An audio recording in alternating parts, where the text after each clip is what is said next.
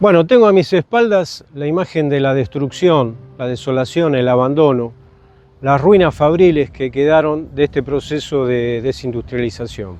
Para que ustedes tengan una dimensión de lo que tenemos atrás, yo he dado llamar a esta zona Cero Industria Argentina. Zona cero es un concepto que se utiliza para los lugares en donde ha habido ensayos atómicos, o ha habido terremotos, tsunamis o fenómenos naturales devastadores que han tenido onda expansiva, que han tenido repercusión más allá del lugar en donde sucedieron.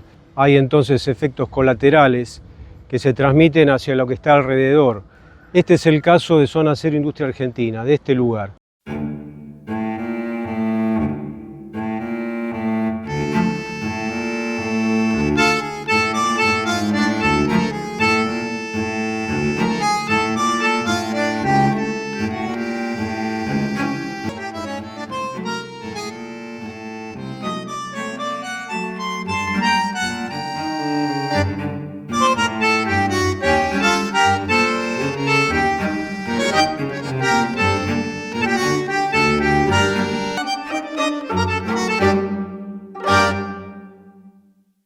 Estoy parado en una de las ciudades más densamente pobladas del mundo. Después de la Ciudad de México y de la ciudad de San Pablo en Brasil, Buenos Aires, que forma parte de la República Argentina, constituye una de las ciudades más densamente pobladas. Aquí, alrededor de lo que ustedes están viendo, viven 16 millones de personas en lo que se denomina AMBA o Región Metropolitana Bonaerense. Aquí en algún momento funcionó el núcleo industrial más importante de la República Argentina. De eso vamos a hablar hoy y yo quería mostrarles, para que ustedes se ubiquen, cómo ha quedado esta zona después de un proceso importante de desindustrialización y deslocalización industrial que ha sufrido nuestro país en las últimas décadas. Para que ustedes tengan una idea, nosotros desde aquí en automóvil podemos llegar en 20-25 minutos a la Casa de Gobierno o a la legislatura en donde están los congresales. La diversidad poblacional, la diversidad demográfica de esta zona, de esta región, es importantísima. Ha sido a lo largo de la historia de nuestro país un foco de atracción de todo tipo de colectividades de inmigrantes, empezando por los europeos y siguiendo por los latinoamericanos. Hasta el día de hoy, esto sigue siendo así, aunque ya no es una zona industrial de pujanza como lo era hace algunas décadas. Esta franja que tenemos aquí enfrente es la ciudad de Nueva Pompeya, que pertenece a la capital federal. En solo 7,5 kilómetros al costado de este río que ustedes ven, viven 75.000 personas. De este lado, el distrito de Lanús, con 460.000 habitantes en tan solo 48 kilómetros cuadrados. A mi derecha, el distrito de Avellaneda, con 360.000 habitantes y 54 kilómetros cuadrados. Eso es solo un primer cordón. Después tenemos que tener en cuenta que hay un segundo y un tercer cordón habitacional y poblacional en el que viven 16 millones de personas. Por eso decimos que es uno de los distritos más densamente poblados y con consecuencias de todo esto que vemos a nuestro alrededor desde el punto de vista ambiental, pero también social, demográfico, económico y político. Bueno, después de esta introducción, hablemos un poco del proceso de industrialización de la República Argentina y en particular de la zona que nos interesa. Hay dos datos muy importantes para decir en este sentido. Primero, entre 1870, 1880 y 1929 ingresaron por el puerto de Buenos Aires 6 millones de inmigrantes, la mayoría europeos, muchos españoles e italianos, y en ese mismo periodo fue la expansión mayor del desarrollo industrial y económico de Argentina, pero diferenciado en dos subperiodos. El primero que va hasta 1914 y el segundo que va del 14 al 29. ¿Por qué esto, digamos? Porque en el 14 se inicia la Primera Guerra Mundial, que tiene consecuencias sobre las importaciones y exportaciones de nuestro país, y porque en el segundo momento, que es el 29, el 1929-1930, se da el crack de la bolsa de los Estados Unidos, con las consecuencias económicas mundiales que todos conocemos. Para 1931, la zona de Avellaneda, que en ese momento era Avellaneda Lanús porque el partido de Lanús todavía no existía, figuraban en el padrón municipal radicadas 6.500 industrias. Estamos hablando del año 1931. En el año 1935 ya figuraban 7.300 industrias y en 1943 casi 10.000 industrias radicadas en este distrito de tan pocos kilómetros cuadrados. Entre esas industrias se destacaban las alimenticias, las frigoríficas, todo lo que tuviese que ver con laminación, con metalmecánica, algunas industrias de tornerías, talleres, molinos harineros, todas beneficiadas por la salida directa al puerto de Buenos Aires. Bueno, esos son datos del crecimiento industrial. También tenemos datos del crecimiento poblacional de la zona de Avellaneda. Avellaneda tenía en 1895 18.500 habitantes, pero fíjense, en 1914, es decir, casi 20 años después, esa población asciende a 144.000. Y toda la zona que nosotros estamos estudiando, para 1950 tenía 600.000 habitantes. Eso habla de un crecimiento también exponencial en lo que respecta a los inmigrantes, a la población que iba ingresando y se iba radicando a orillas del puerto de Buenos Aires.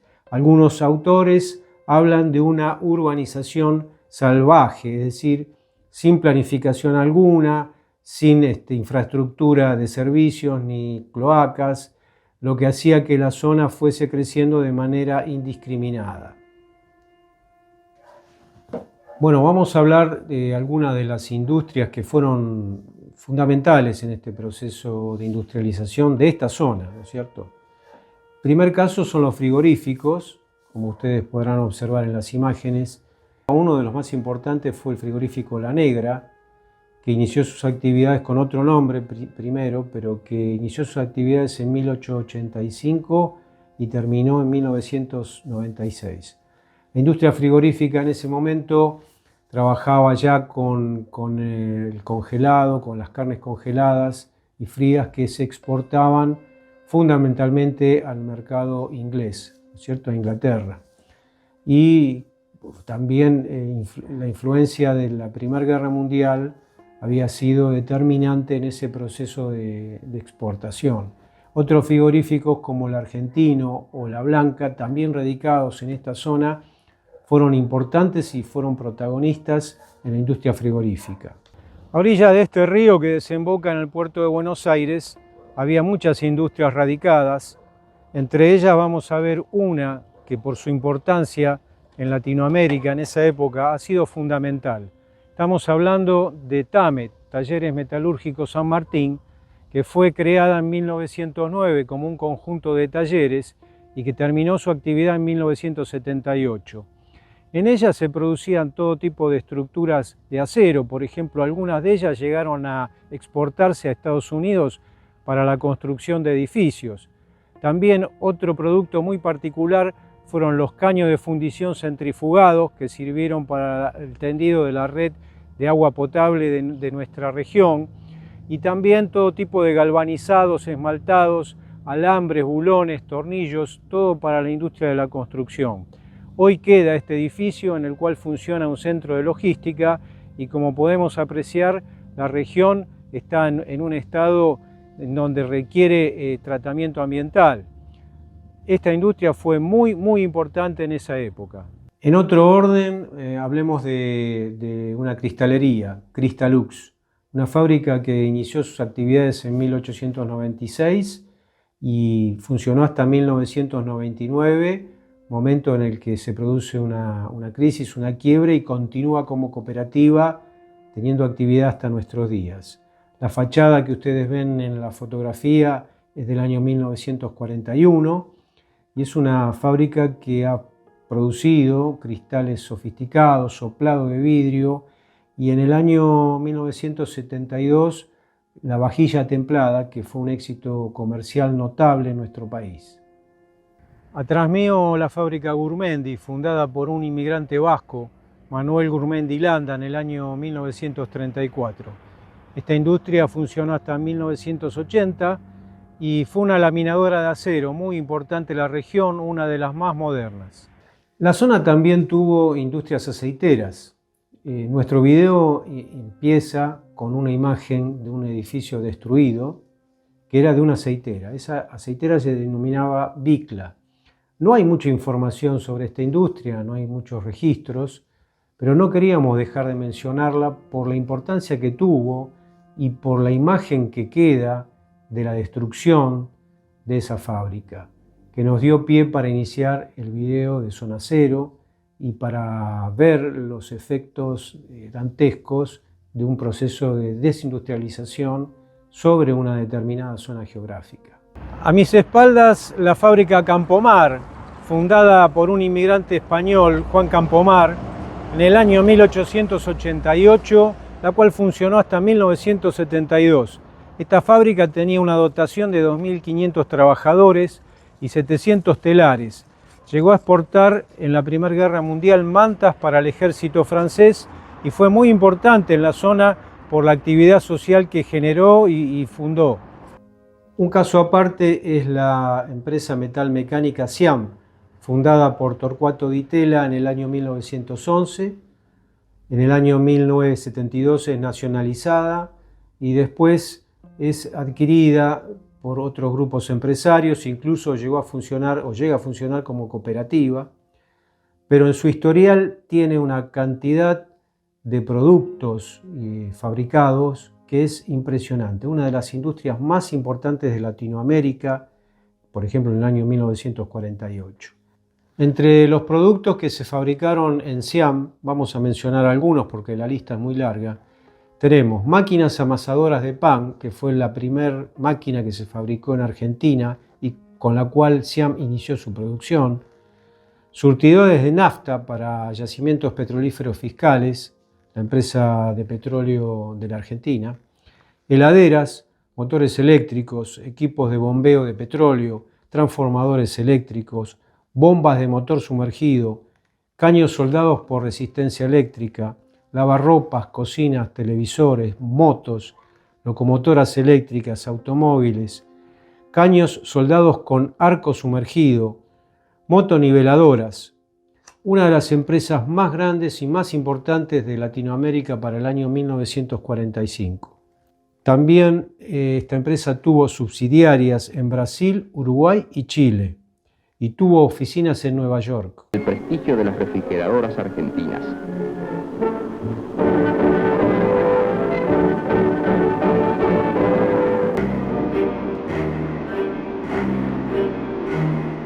Finalmente, manos femeninas, con su delicado toque, ponen punto final a la tarea.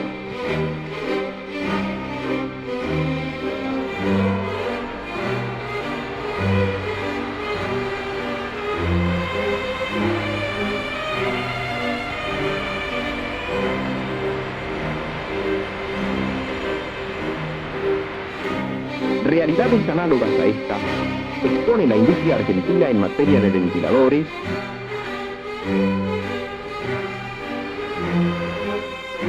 bombas,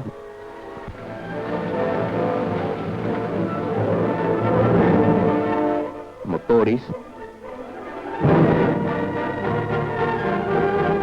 lavarropas, surtidores,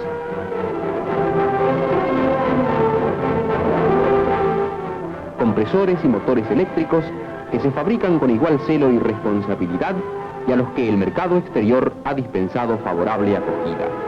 Ellos dicen con significativa elocuencia del naciente poderío industrial de un pueblo laborioso empeñado en construir para la paz. A mis espaldas la fábrica Siam, un ícono de la industria nacional argentina que supo ser una de las fábricas más importantes de Latinoamérica. Hoy, con algún intento de restauración y a mi derecha con los vestigios de lo que fuera hace décadas sus galpones. Quedan a la vista el óxido y el deterioro y el abandono.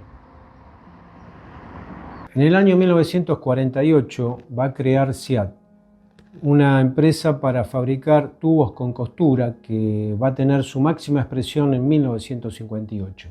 Estos tubos eran necesarios y eran requeridos por la industria nacional, inclusive para transportar gas o petróleo. Argentina iba a necesitar tubos y se debatían entre la fabricación de tubos con costura y tubos sin costura. Hay otros actores que después vamos a nombrar, que fueron protagonistas de esta historia, pero en ese momento Siam creaba esta industria para la fabricación de tubos con costura. Las causas de la desindustrialización las podemos dividir en externas e internas, para simplificarlo, ¿no es cierto? Las externas tienen que ver básicamente con las dos guerras mundiales y el crack de la bolsa de los Estados Unidos de 1929. Después de la Primera Guerra Mundial, que termina en 1919, Argentina entra en un proceso recesivo con altísimas tasas de desocupación y una cantidad de pérdida de puestos de trabajo muy importantes. Lo mismo sucede en la Segunda Guerra Mundial, después que termina en 1945. Argentina se ve en serias dificultades para seguir exportando y para conseguir insumos. El endeudamiento de Argentina también se fue incrementando. En la década del 30, Argentina tomó un empréstito que fue bastante cuestionado con Gran Bretaña, que recién pudo saldar en 1952. Y dentro de las causas internas que íbamos a nombrar, tenemos que nombrar las interrupciones institucionales, producto de los golpes de Estado. El de 1930 fue uno de los más importantes en ese sentido, y en esa década, que se llamó la década infame, Argentina crea el Banco Central. A partir de ahí aparece la emisión de moneda, el abandono del patrón oro, y aparece también la inflación como una constante junto con el endeudamiento externo. Como ya dijimos, las dos guerras mundiales van a traer los inconvenientes de que Argentina no tenga materia prima suficiente para sostener estos procesos industriales, pero además también va a tener una caída de la inmigración, que era la mano de obra que venía a nutrir a todos estos procesos. Hasta la década de 1920 las crisis habían sido cíclicas. A partir de la década del 50 las crisis van a ser estructurales. Entre 1914 y 1935 en Argentina se perdieron 8.000 industrias. Hablamos entonces de las causas de la desindustrialización, hablemos un poco de las consecuencias. Están a la vista algunas de ellas, por ejemplo, el deterioro de la calidad de vida zonal con los asentamientos precarios, la contaminación ambiental muy difícil de remediar. A todas estas consecuencias hay que sumarles los problemas de gobernabilidad que van a tener estos gobiernos locales, porque necesitan recursos fiscales, y esta necesidad, esta vulnerabilidad social, esta destrucción del tejido social producido por la falta de industrialización, hace que esos recursos no lleguen. Además, se han perdido trayectorias tecnológicas de todas estas industrias que hoy serían industrias de punta si pudiesen haber seguido exportando y creciendo, junto con las competencias laborales que habían adquirido esas masas obreras, esos grupos de trabajadores que habían inmigrado y que se habían instalado en nuestra tierra. Dentro de tanta pérdida de industrias hay una que subsistió en el tiempo, que fue SIAT. SIAT fue creada por Torcuato Di Tella. Esta empresa tuvo larga trayectoria en Argentina. SIAM era proveedora de YPF, la empresa de bandera argentina en materia de petróleo, y en el año 73 fue estatizada porque había entrado en crisis, y en la década del 80 fue adquirida por el Grupo Techint. Esta empresa y obviamente el Grupo Techint han sido proveedores importantísimos en todo lo que es caños con costura y sin costura, tubos con costura y sin costura, que van a suministrar para la construcción de los gasoductos de la década del 40 y los posteriores, que son gasoductos importantísimos, algunos de los más extensos del mundo, y que traen el gas desde el sur de la República Argentina, es decir, de la Patagonia, hasta el centro y el norte del país. Desde 1880 hasta la actualidad pasaron más de 50 presidentes. Es necesario contar con liderazgos inteligentes que sean capaces de reconstruir las trayectorias tecnológicas perdidas y de consolidar las que ya Argentina tiene. Para ello es necesario reconstruir el entramado que no solamente es económico, sino que también es social, es productivo, es tecnológico y es cultural. Para eso la Argentina tiene recursos naturales muy importantes y también recursos humanos. Llegamos al final del video. Al principio dijimos que eran 20 minutos en automóvil los que nos separaban desde la Casa de Gobierno hasta la zona cero. Es imperioso que Argentina recupere el sendero de la industrialización, un sendero que nunca debió haber abandonado. Muchas gracias.